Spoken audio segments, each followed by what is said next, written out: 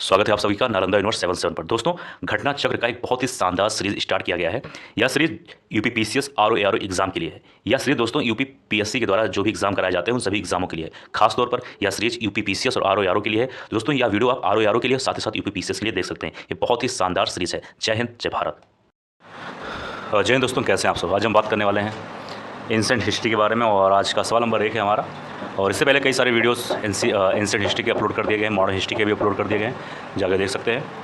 आज का सवाल नंबर 1 है। इसमें कहा गया है कि चंद्रगुप्त के 9 रत्नों में से निम्न में से कौन फलित ज्योतिष संबंधित था। ठीक है, ये काफ़ी अच्छा सवाल है, इंपॉर्टेंट सवाल है।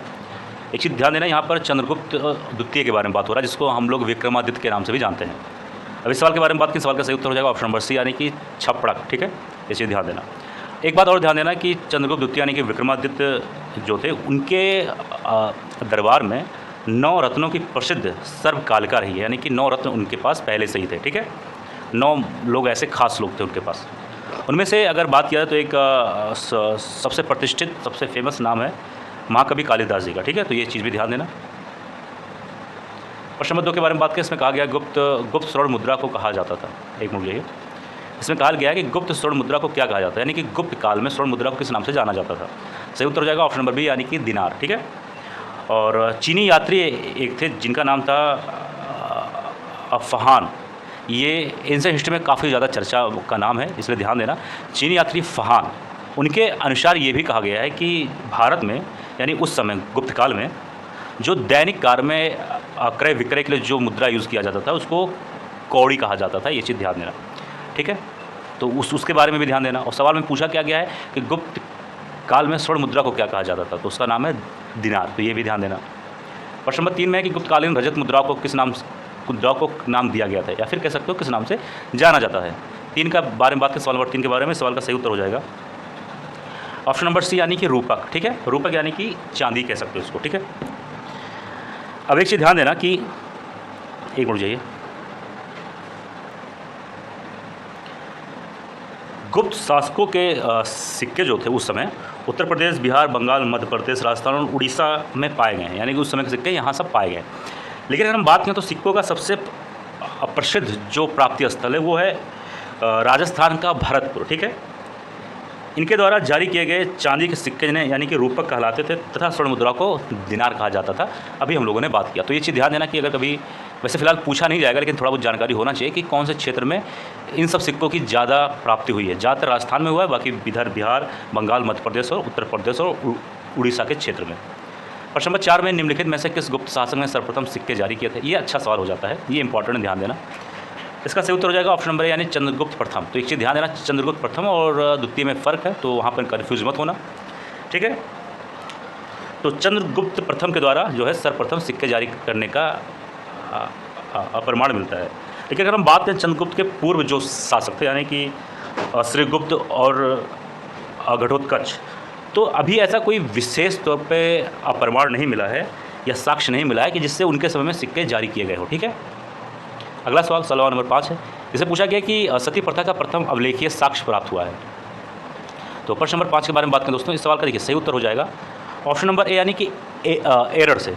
तो सती प्रथा का प्रथम अवलेखीय साक्ष्य एरर से प्राप्त हुआ है। यह अवलेख 510 ईस्वी का है, जिसमें गोपराज नामक सेनापति की स्त्री के सती होने का उल्लेख है।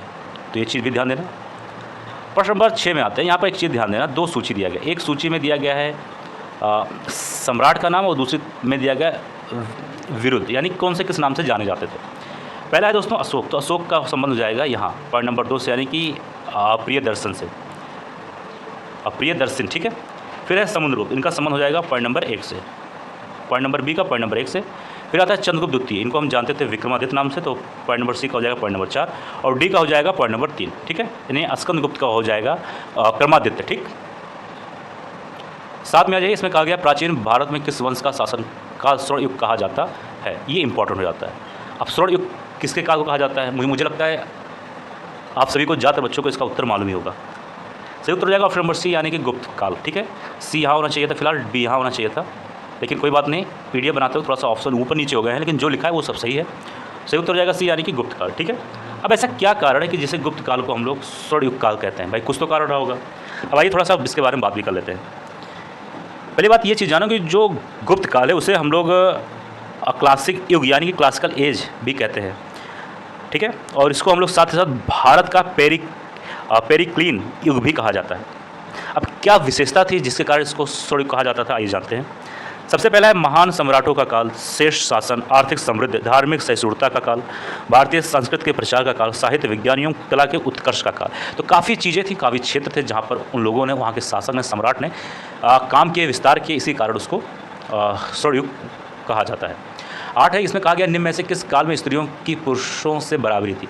अब देखिए ऐसा तो कुछ विशेष तौर पे है नहीं कि गुप्त काल हुआ है या कैनो, एक मिनट चाहिए, 1 मिनट, एक चीज़ यहाँ पर ठीक कर लेना, यहाँ पर होना चाहिए था चौल काल और यहाँ पर होना चाहिए था मौर्य काल, लेकिन कोई बात नहीं, PDF बनाते हुए थोड़ा सा गलती हो गया है। अब देखिए ऐसा कुछ विशेष तौर पे नहीं है कि गुप्त काल हुआ या चोल काल या मौर्य काल में स्त्रियों को विशेष दर्जा मिला हो। वैसे फिलहाल हिस्ट्री में ऐसा कुछ विशेष चीज़ नहीं है, लेकिन इस सवाल के उत्तर के बारे में बात करें तो सही उत्तर हो जाएगा डी, यानी इनमें से किसी में भी नहीं। अब आइए थोड़ा सा जान लेते हैं ऐसा मैं क्यों बोल रहा हूँ। अब देखिए गुप्त काल हो या मौर्य काल या चोल काल में स्त्रियों की स्थिति से संबंधित कुछ सीमित प्रसंगों को छोड़ गया, यानी कि अगर मौर्य काल बात करें, चोल काल या फिर गुप्त काल, तो कुछ चीज़ें या कुछ जगह, कुछ प्रसंग, कुछ चीज़ को छोड़ दिया जाए तो वहाँ पर पुरुषों और स्त्रियों की कोई बराबरी नहीं थी। लेकिन अगर हम बात करें कि ऋग्वेद काल को, तो ऋग्वेद काल को छोड़कर, क्योंकि ऋग्वेद काल में हाँ वहाँ पर ऐसा था कि स्त्री और पुरुष का जो क्या कहते हैं बराबरी ठीक ठाक था, एक अच्छे स्तर पे था। बाकी उसको छोड़ दिया जाए तो कहीं पर भी इसका बढ़िया जिक्र नहीं मिलता है, ठीक है। थोड़ा बहुत तो हर जगह मिलेगा, तो हल्का फुल्का से कोई ज़्यादा विशेष मतलब नहीं है।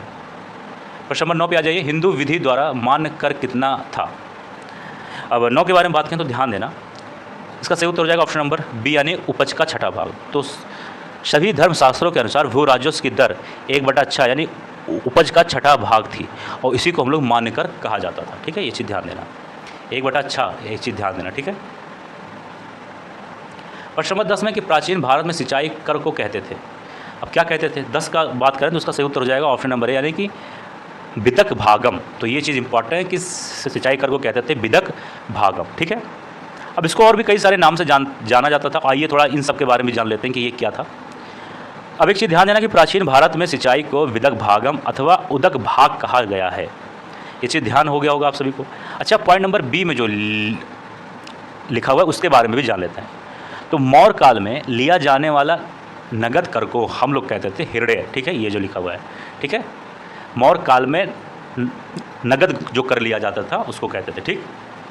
अब आइए थोड़ा सा और जान लेते हैं, जैसे कि यहाँ लिखा है सी में उदरंग, तो गुप्त अभिलेखों में भूमि कर को उदरंग कहा गया है, ठीक है, ये चीज़ ध्यान देना। अब इसके बारे में भी जान लेते हैं, जैसे ऑप्शन नंबर डी में, तो ध्यान सुनना कि प्राचीन भारत की राजपूत युगीन संस्कृत में उल्लेख है कि उपरनिका भूमि पर अस्थायी तथा अस्थायी रूप से रहने वाले किसानों से लिया जाता था। तो ये उपरनिका भूमि कर होता था, चूँकि राजपूत युगीन काल में जो किसान होते थे, जिस भूमि में रहते थे, जिस भूमि में खेती करते थे, वहाँ का वो इस नाम से एक कर हुआ करता था, ठीक है। प्रश्न नंबर 11 के बारे में बात कर लें और इस वीडियो का अंतिम सवाल भी आप लोग इसको बोल सकते हो। देखिए यहाँ पर क्या है, यहाँ पर ऐसा कुछ है कि एक कथन दिया गया है, एक कारण दिया गया, ठीक है। ए में है कि सामंतवाद का विकास गुप्त काल की कृषक संरचना की प्रमुख विशेषता थी। आर है कि इस काल में भूस्वामी मध्यस्थ वर्ग एवं आश्रित कृषक वर्ग अस्तित्व में आया। अब उत्तर के बारे में बात करें, सवाल का सही उत्तर हो जाएगा ऑप्शन नंबर ए, यानी ए और आर दोनों सही है तथा आर ए की सही व्याख्या भी करता है, यानी कि ये दोनों पॉइंट भी सही है अलग अलग, और आर जो है ए के बारे में सही बात भी बताता है। थोड़ा सा चलिए विस्तार से बात कर लेते हैं, जिससे थोड़ा समझ में आपको आसानी से आ जाए। गुप्त काल में बढ़ते भूदानों के फलस्वरूप भूस्वामी मध्यस्थ वर्ग एवं आश्रित कृषि वर्ग अस्तित्व में आया और मुख्यतः इसी कारण से सामंतवाद का विकास गुप्त काल की कृषक संरचना की प्रमुख विशेषता थी। तो दोस्तों यह था आज का वीडियो, मुझे उम्मीद है वीडियो पसंद आया। किसी सवाल में कोई डाउट हो जरूर कमेंट बॉक्स में लिख देना। मिलते हैं किसी और वीडियो में। जय हिंद, जय भारत।